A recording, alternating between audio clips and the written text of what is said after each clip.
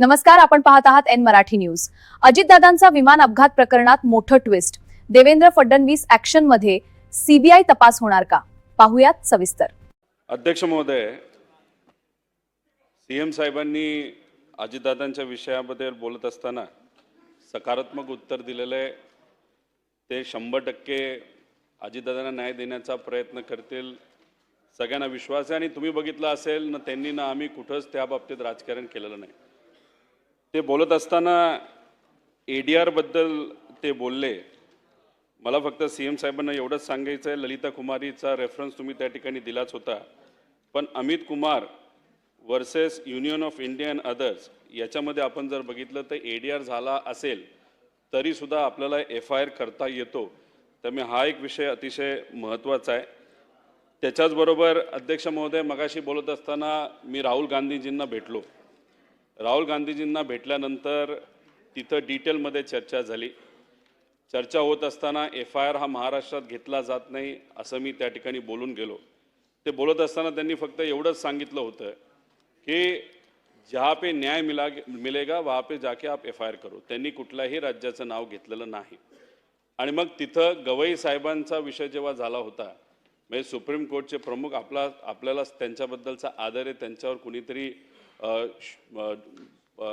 बूट फेकला होता का चप्पल फेकली होती।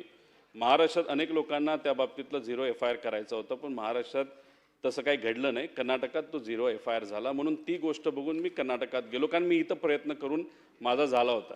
आता ह्यात बोलत असताना फक्त मुख्यमंत्री साहेबांचं त्या बाबतीत कुठे राजकीय वक्तव्य करायचं नव्हतं हे आम्हाला जाणवलं, पण फक्त इथं असणाऱ्या आमदारांकडनं उत्तर देत असताना शेम त्या ठिकाणी झालं। मला एवढंच या ठिकाणी सांगायचं आहे की विषय एवढाच आहे, यात राजकारण कोणी केलेलं नाही। याच्यात कर्नाटकाकडनं उलट तिथं मदतच त्या ठिकाणी झालेली आहे। आपण डिटेलमध्ये कागदपत्रामध्ये तिथं जाऊ शकतो। आणि त्याच्यात राज्यसभेमध्ये हाच मुद्दा चर्चेत आला होता। भाजपच्याच एका खासदाराने विचारलं होतं 0 एफआयआर बद्दल, तो 0 एफआयआर दुसरीकडे होऊ शकतो का? त्याला देशाचे जे होम मिनिस्टर आहेत त्यांनी त्या ठिकाणी 10 डिसेंबर 2025ला उत्तर दिलं होतं, 0 एफआयआर आपल्याला कुठेही त्या ठिकाणी करता येतो। उत्तर प्रदेशमध्ये तिथं त्या राज्य सरकारली, म्हणजे भाजपचंच तिथं सरकार आहे, त्यांनी सुद्धा एक नोटीस त्या ठिकाणी काढलेली 0 एफआयआर बद्दल। त्यामुळे 0 एफआयआर हा होऊ शकतो। कर्नाटकाली तो केलेला आहे, पण तो आता महाराष्ट्राकडे ट्रान्सफर झालेला आहे।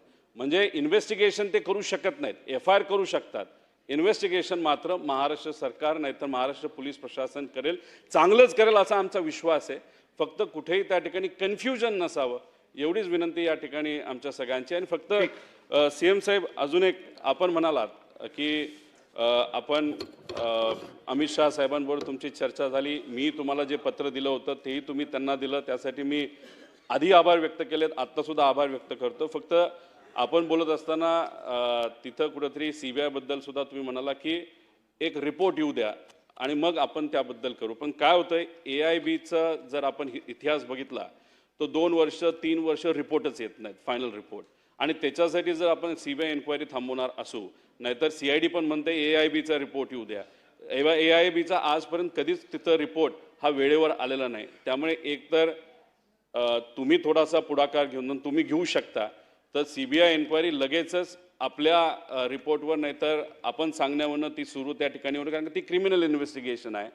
एफआयआर हा कर्नाटकाकडनं आलाय, तो स्वीकारावा असं या ठिकाणी विनंती करतो। फक्त जे संत गतीने काही विभाग काम करतात, AIB वगैरे, त्यात तुमचं स्वतःचं पर्सनल लक्ष असावं अशी विनंती या ठिकाणी करतो।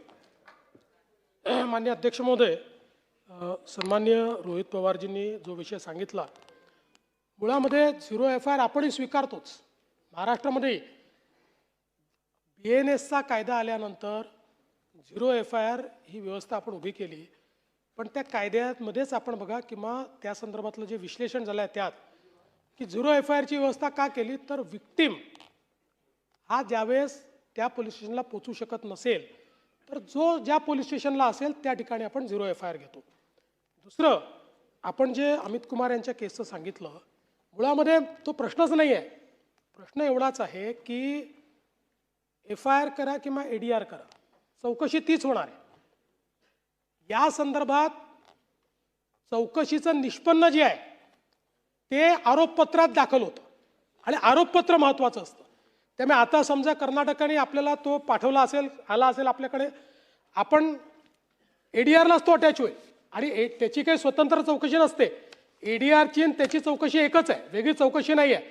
कारण मी सांगितलं, म्हणजे मी पण लॉयर आहे, हेही लॉयर आहेत, म्हणून आपण करायचं असाल मला माहीत नाही, पण to set law in motion हाच विषय याच्यामध्ये असतो. तो सेट लॉ इन मोशन ADRनी झाला आहे. तथापि आम्हाला काही अडचण नाही.